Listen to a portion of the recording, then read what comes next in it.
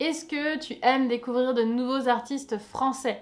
Est-ce que tu aimes les dessins dans un univers fantastique avec des villes médiévales, des personnages qui font de la magie? Eh bien, c'est ce dont on va parler dans cette vidéo. Bonjour à toi, j'ai aujourd'hui l'immense honneur et la joie de te parler du nouvel artbook d'un artiste que j'apprécie et que j'admire beaucoup qui s'appelle Maxence Albanel. Aujourd'hui, je te parle de lui puisque Maxence, je le connais personnellement et c'est pour ça aussi que j'avais envie de te parler de son travail, car si tu suis mes vidéos, tu sais à quel point j'aime quand les artistes font leur propre chemin d'artiste en sortant des sentiers battus, en ne faisant pas forcément du dessin académique 100% technique hyper balèze. Et du coup, je voulais te parler du travail de Maxence et de son parcours parce que je le trouve très inspirant.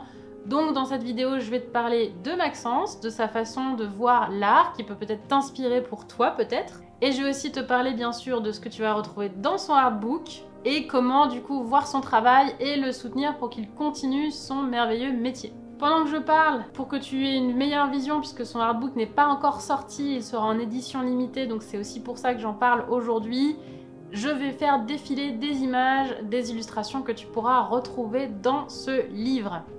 Bien, du coup, sans plus tarder, qui est Maxence Albanel? Eh bien, comme je disais, Maxence, je le connais personnellement puisque, en fait, il y a un peu plus d'un an, j'avais écouté un podcast de Sandre, du carnet digital de Sandre. Je te mettrai le lien, si tu veux, en barre de description. Et en fait, il parlait de son parcours à Maxence, qui était très intéressant puisque Maxence, en fait, il a toujours aimé dessiner, il a choisi la voie qui est quand même compliquée de faire des études d'art. Pendant ses études d'art, son travail n'était pas du tout valorisé par ses professeurs. Il était même parmi les derniers de sa classe, mais en fait, il n'a jamais abandonné, malgré les critiques, malgré le fait que les professeurs disaient que c'était un chemin compliqué, malgré le fait qu'on donnait des conseils pour des métiers qui étaient vraiment tout balisés, comme dessinateur de bande dessinée. Et comme lui avait envie, il avait cette passion de faire son propre métier à sa façon, et bien en sortant de ces écoles-là, il a choisi de créer un métier sur mesure, un métier d'artiste mais sur mesure par rapport à ce que lui, il aime faire. Et en fait, du coup, aujourd'hui, Maxence, il est illustrateur et éditeur, c'est-à-dire que son art, il le diffuse d'une façon très particulière, et c'est aussi ça que je trouve très original et très intéressant. Donc son art, il le diffuse à travers des livres, et notamment jusqu'à maintenant à travers des livres de jeux de rôle. Donc si tu aimes bien les jeux de rôle, eh bien je te conseille de regarder son travail qui s'appelle donc le domaine de Sid Meier's, où en fait c'est lui qui a réalisé tout l'univers, c'est lui qui a réalisé toutes les illustrations. Il a aussi coopéré avec quelqu'un qui a fait une musique absolument géniale autour de son univers. Enfin voilà, c'est vraiment tout un univers très riche. Et moi, en fait, donc j'ai son livre Le domaine de Sid Meier's, donc c'est pas ce dont on va parler aujourd'hui, mais c'est ce qui m'a fait aussi apprécier son travail. Et du coup, voilà, Maxence, aujourd'hui, il travaille comme ça, il travaille à travers des campagnes de financement participatif pour lancer des livres et pour diffuser son univers et sa façon d'être un artiste à tous et ses illustrations.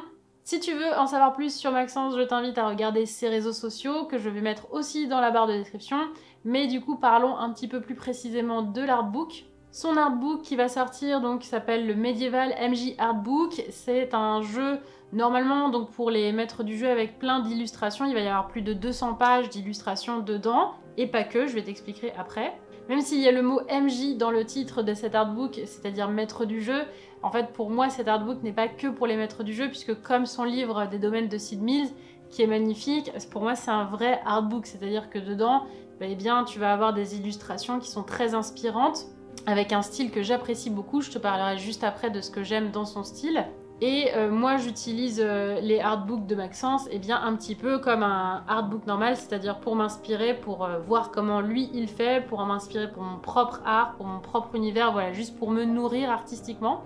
Si je parle aussi de cet artbook, c'est parce qu'il va être en édition limitée, et donc si ça t'intéresse, si tu trouves que son univers te parle autant qu'à moi, eh bien je t'invite à aller le soutenir sur sa campagne participative. Je mets les liens en barre de description. L'avantage de Maxence d'être son auto-éditeur, entre guillemets, c'est que du coup, plus il va avoir de financement participatif, plus il va pouvoir rajouter des pages à cet artbook, parce qu'il y a déjà 4 ans de travail dedans, il a fait des choix, mais s'il voit que les campagnes et la participation augmente, eh bien il va pouvoir rajouter encore plus d'illustrations, mais également, ça c'est l'intérêt aussi de ce livre-là, il va parler de son parcours d'illustrateur de comment il voit son métier et du coup toi ça pourra t'inspirer si c'est quelque chose que tu veux pour ton avenir, c'est-à-dire avoir une activité artistique ou même juste pour t'inspirer comme ça parce que tu aimes bien connaître les histoires des artistes. Alors maintenant, pourquoi j'apprécie le travail de Maxence? Eh bien, en fait, ce que tu vas retrouver dans cet artbook, tu le vois déjà défiler depuis tout à l'heure. En fait, ça va être beaucoup de dessins d'architecture, aussi des dessins de personnages, donc dans cet univers un petit peu fantastique médiéval.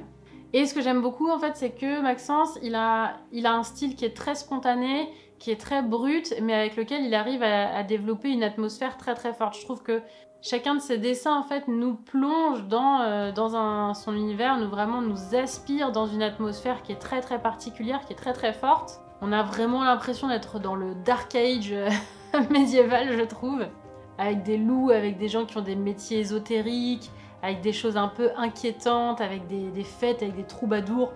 Voilà, bref, moi ça me fait partir en cacahuète. Et en fait, ces dessins, il les réalise à l'encre de Chine, et au Copic, donc ce sont des feutres à alcool. Et vous savez à quel point moi j'adore l'encre de Chine et je déteste utiliser les Copic. Et du coup c'est ça que je trouve super intéressant dans son travail, c'est que moi j'arrive pas du tout à utiliser les Copic et lui il arrive à utiliser ses feutres à alcool pour créer son univers qui est tellement riche. Donc voilà, je vous invite vraiment à aller rapidement sur le site de sa campagne participative. Encore une fois, elle est en description. Comme je disais, allez-y rapidement si vous voulez réserver le artbook de Maxence puisque elle est en édition limitée, donc sa campagne sera limitée aussi dans le temps. N'hésitez pas aussi à aller sur ses réseaux sociaux. Il a un Instagram et une chaîne YouTube sur lesquels il poste beaucoup de process de ses dessins, de son quotidien dans sa vie d'illustrateur, du matériel qu'il utilise, de comment il utilise avec des conseils, etc.